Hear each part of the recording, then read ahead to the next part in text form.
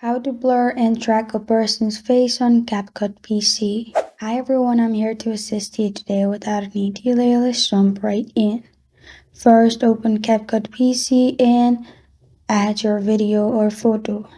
After that, click on Effects at the top. Then on the left side, click on Video Effects and it will not expand. At the bottom, click on Body Effects. In Body Effects, simply in the search bar, you can search for face. You'll find face option at the top, which is the first option. Click on it to add it. After it's added, on the right side, you can add range, increase or decrease, also size. After you're done, press on export at the top and you're good to go. This is how to blur and track a person's face on CapCut PC.